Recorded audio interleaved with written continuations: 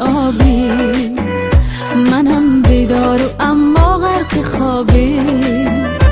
اگر دورو بری دنیا بگردی، مثالی من چونین عاشق نیابی. بیا به قصد دوری، به پاداش صبوری، نکن که از دل من دل ببوری. بیا شب باران و دامانی بیابان، بیا از دل ببر هوای هجران.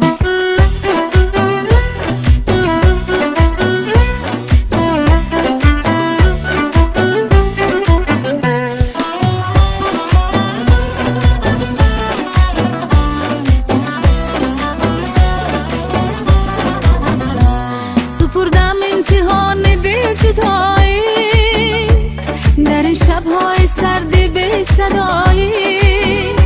سپردم امتحان دل جدایی، در این شب‌های سرد بی صدایی.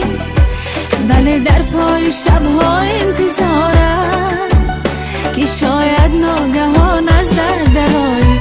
بیا به قصد دوری، به پاداش صبوری، نکن که از دل من دل ببوری.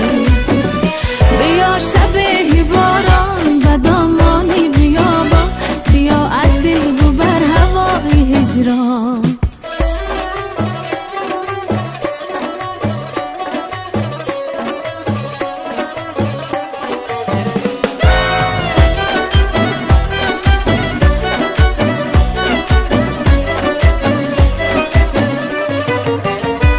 تپش های دلت را هم صدایم، اگرچه مدت از تو جدایم. تپش های دلت را هم صدایم، اگرچه مدت از تو جدایم.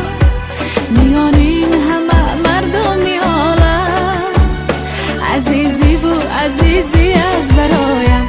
بیا به قصد دوری، به پاداش صبوری، نکن که از دل من دل ببوری. بیا به قصد دوری، به پاداش صبوری، نکن